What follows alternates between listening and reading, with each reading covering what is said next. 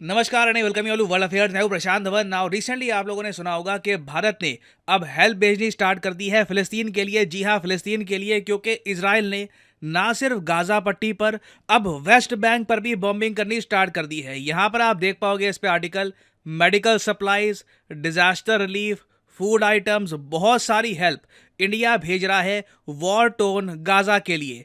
और यहाँ पे आप देख पाओगे ये जो हेल्प हम भेज रहे हैं ना, ये भेज रहे हैं थ्रू इजिप्ट। ऐसा नहीं है कि सीधा जो ये प्लेन यहाँ पे आप देख पा रहे हो, जो इमेजेस आपके सामने हैं, ऐसा नहीं है कि जो ये सारी सप्लाईज हैं सीधा जाएंगी गाजा में, क्योंकि ये पॉसिबल होगा नहीं। वॉर सिचुएशन वहां पर बनी हुई है। नॉर्दर्न गाजा में इस वक्त इसराइल हैवी बॉम्बिंग कर रहा है। तो ये सब जो मेडिकल एड है 32 टन की, ये पहले हम भेजेंगे इजिप्ट में। इजिप्ट में एक एयरपोर्ट है अल अरीश के नाम से, पहले ये वहां पर पहुंचेगा। उसके बाद ना इजिप्ट के रास्ते ये हेल्प पहुंचेगी गाजा में। और देखो मैं आपको मैप पे दिखाता हूं। अभी के लिए स्थिति ऐसी है कि जो नॉर्दर्न गाजा का एरिया है, ये वाला जो पूरा एरिया है, यहां से लोग भाग के जा रहे हैं सदर्न एरिया के पास। इंडिया बेसिकली क्या करेगा कि इजिप्ट के थ्रू ये जो हेल्प है ये उन लोगों को प्रोवाइड करेगा जो भागकर यहां से यहां पे आ रहे हैं। इनमें देखिए कई लोग हैं जो बुरी तरीके से चोटिल है, कई लोग हैं जो एक लिम्ब खो चुके हैं, क्योंकि इजराइल अग्रेसिवली बॉम्बिंग कर रहा है नॉर्दर्न गाजा में। और अभी तो देखिए इजरायली टैंक्स ने नॉर्दर्न गाजा में एंट्री करी नहीं है। एक बार इजरायली टैंक्स भी यहां पर एंटर कर गए तो उसके बाद क्या स्थिति होगी हमें पता नहीं है। और अगर यहां पे आप पूछ रहे हैं कि क्या सारे सिविलियंस नॉर्दर्न गाजा से सदर्न गाजा में जा चुके हैं, तो इसका आंसर है नहीं। याद रखिएगा इजराइल ने 11 लाख लोगों को यह कहा था कि यहां से नीचे साउथ की तरफ चले जाओ, तो ऑब्वियसली 11 लाख के 11 लाख लोग बिल्कुल इमीडिएटली नहीं जा पाएंगे। कई लोग हैं उनको उम्मीद है कि लास्ट मोमेंट पर वॉर टल जाएगी, वो लोग सेफ रहेंगे, तो वो लोग अभी भी यहाँ पे है। तो सिविलियन कैजुअलिटीज देखिए गाजा में अभी बहुत ज़्यादा बढ़ सकती है। और इसलिए इंडिया ये मेडिकल सप्लाईज भी भेज रहा है, क्योंकि अगेन देखो हम इस पूरी कॉन्फ्लिक्ट में ना, ऐसा नहीं है कि किसी के साथ खड़े हैं। हम एक बात मानते हैं, इंडिया का एक स्टांस क्लियर है, टेररिज्म रुकना चाहिए। जो इनिशियली इजराइल पे अटैक हुआ था वो एक टेरर अटैक था, बट अब देखिए अब इजराइल हमास को खत्म करने के लिए जब बड़ा ऑपरेशन यहां पर करेगा, ह्यूमैनिटेरियन क्राइसिस सामने आएगा, तो लोगों की मदद करने के लिए तो इंडिया हेल्प करेगा ही। इससे पहले आपको याद होगा जब टर्की में भूकंप आया था तब हमने टर्की की भी हेल्प करी थी। Even though Turkey as a country बहुत सारे एंटी इंडिया स्टेप्स उठा चुका है इन द पास्ट, तो जो इंडिया आज के समय कर रहा है ये सरप्राइज की बात नहीं। और अभी पॉसिबिलिटी है कि इंडिया और ज्यादा बड़े स्केल पर हेल्प भेजेगा टू फिलिस्तीन। रीजन मैं आपको बताता हूं। इस मैप में यहाँ पे आप देख पाओगे मैंने हाईलाइट कर रखा है फिलिस्तीन को। फिलिस्तीन एक्चुअली ये भी है, ये वाला पार्ट, और ये यहाँ पे जो आपको दिख रही है गाजा पट्टी, ये भी फिलिस्तीन का ही पार्ट है। तो अभी के लिए देखिए इजराइल गाजा पर बॉम्बिंग कर रहा था, मगर रिसेंटली पहली बार देखा गया इस पूरी कॉन्फ्लिक्ट में जब इजराइल ने वेस्ट बैंक पर एक जो मस्जिद है वहां पर बॉम्बिंग कर दी, ये कहकर कि कई मिलिटेंट्स वहां पर छुपे थे।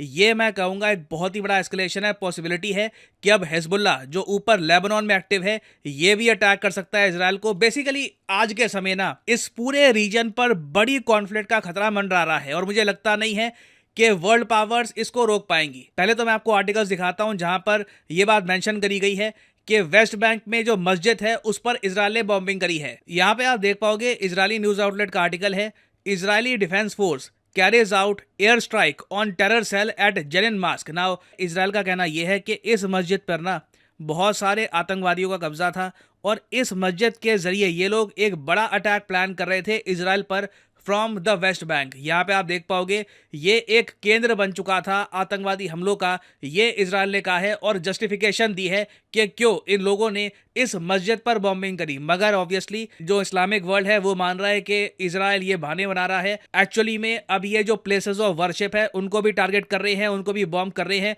और इसीलिए देखो माना जा रहा है कि ये कॉन्फ्लिक्ट फैल सकती है। और इसी वजह से हम एक ट्रेंड ये भी नोटिस कर रहे हैं कि जो बड़ी ग्लोबल पावर्स हैं ये धीरे धीरे इजराइल के आसपास इस रीजन में अपनी नेवी डिप्लॉय कर रही है, क्योंकि अभी हमको पता नहीं यहाँ पे क्या होने वाला है।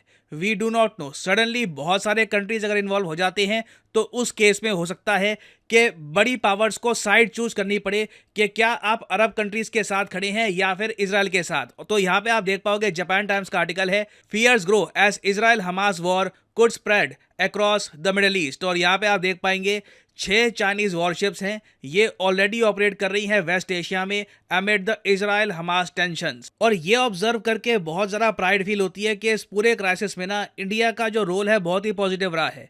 मैं आपको बता दूं अभी तक चाइना ने ऑपरेशन अजय जैसा कोई भी एक बड़ा स्टेप नहीं लिया है। इंडिया ने by the way operation Ajay के अंडर ना सिर्फ इंडियंस, कई नेपाली सिटीजन्स को भी इजराइल से निकाला है। आपको पता होगा ऑपरेशन अजय के अंडर कोशिश की जा रही है कि जो भी सिविलियंस हैं हमारे, उन्हें हम इस रीजन से बाहर निकालें ताकि उनकी जान को कोई जोखिम ना आए। इस टाइप का ऑपरेशन यूएसए ने बहुत ही लेट स्टार्ट किया था, बहुत सारी आलोचना के बाद। और इन द फ्यूचर पॉसिबिलिटी है कि जो सप्लाईज हम भेज रहे हैं गाजा में थ्रू इजिप्ट, हो सकता है कि वेस्ट बैंक में ये जो एरिया है यहाँ भी हम सप्लाईज भेजें थ्रू जॉर्डन, अगर सिचुएशन बहुत ही ज़रा खराब होती है। That can also be seen. तो अभी देखिए इस टॉपिक से रिलेटेड कुछ और डेवलपमेंट्स आती हैं जो इवेंचुअली आएगी, उस पर बाद में एक अपडेटेड वीडियो मैं आपके लिए ले आऊँगा। और फाइनली यहाँ पे मैं आपसे पूछूंगा एक क्वेश्चन। इजराइल कहता है कि जेरूसलम इनकी कैपिटल है। आपको बताना है कि जेरूसलम एक होली प्लेस मानी जाती है किस रिलीजन के लोगों द्वारा। ये हैं यहाँ पे आपकी ऑप्शंस, क्रिश्चियंस, ज्यूज, मुस्लिम्स या फिर all of these. Comment section में करिए उत्तर। जो लोग सही उत्तर करेंगे कोशिश करूंगा कि उनकी कमेंट को हार्ट मिल जाए ताकि बाकी लोगों को भी पता लग जाए कि सही आंसर क्या है। और फाइनली यहाँ पर मैं ये भी ऐड कर दूं कि आप किसी भी एग्जाम की तैयारी कर रहे हैं, चाहे एसएससी, यूपीएससी, बैंक, आप परचेज कर सकते हैं अनअकैडमी के क्वालिटी कोर्सेज।